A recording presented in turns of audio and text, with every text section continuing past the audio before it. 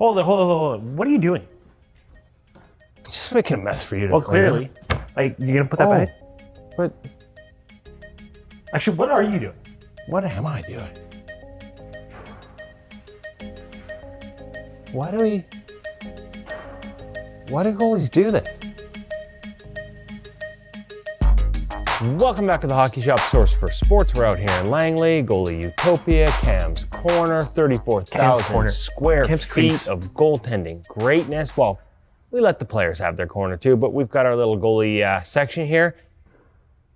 And we're going to talk about pad flex. I think we scratched the surface on something here, and I think we should definitely kind of go through it a little bit. Why? How many? So let me ask you. We'll start by asking you, Cam.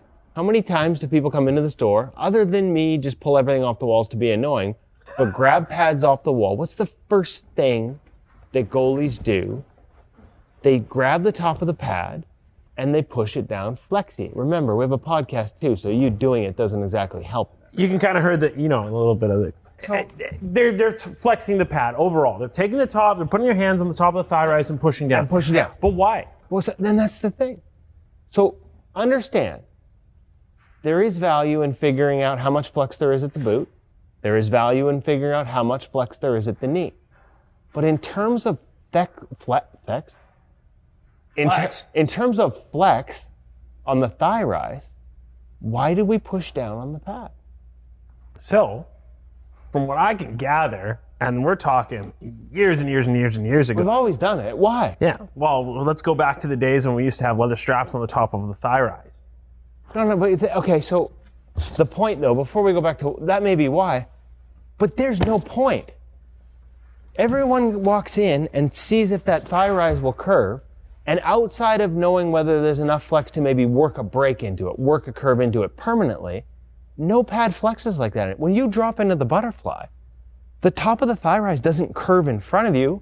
This is bringing us back to the old days it did. You could have a strap, thigh rise strap. Correct.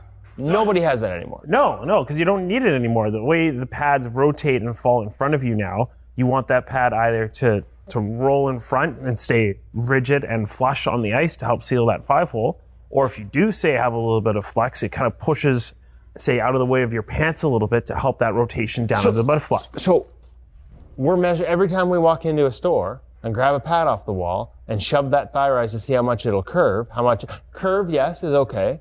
Can I put a curve in it? We're doing the goalie version of literally kicking tires by flexing a pad like that. It does nothing. That's not how a pad performs. Correct. So what should we be looking for? I mean, obviously we've got all these different brands here, different models between brands. There's different flex ability in the top of the thigh rise. Correct. Clearly, we don't want a trap door where there's so much flexibility in the top of the thigh rise. I could see maybe pushing down to see if it's so loose that a puck's going to hit it and open up the 5-hole. But outside of that, we're not measuring anything that's actually tangible for how we play. Nope, not at all. So what should we be looking for? Boot flexibility. That's a big starting point as well. And a big reading point for guys, especially when you're getting into that stiffer pad or even a soft pad, for example. If it's a stiffer pad, that softer boot's going to help to keep that pad from riding up on you when you're in a reverse VH situation. Any sort of post movement that's allowing your skate to rotate and get out of the pad a little bit more. The stiffer that boot is, the more that pad's going to want to kick up on you. So I would say for almost most pads on the wall nowadays, we are talking about someone thinking it is a softer boot to start out with anyway. So knee flex, the flex at the knee, because some pads have more than that, so we can be measuring that. A good example would actually be the True PX pad. Very, very stiff up top, but quite a soft break at the knee. So what should we be looking for, though, when it comes to flexibility? I would argue that rather than pushing it down to see how much it's going to curve in to close the 5-hole like we used to do, because the reality is, again, unless you're inserting a leather strap to pull it closed when you drop, the pad isn't going to move like that as you go to the ice. Which would create rotational issues, so don't do it anyway. And so is there something we should look? What about the other way?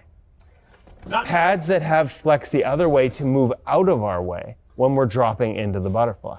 Now, a lot of that, you've touched on also torsional flex, technically speaking there too as well, because that's very important.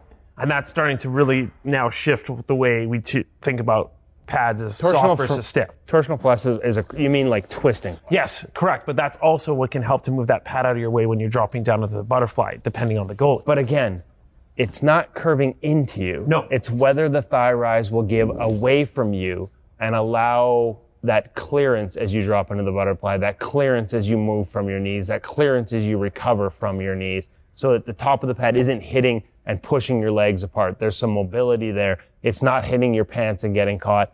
That's that flex. The other way is arguably more important than this flex.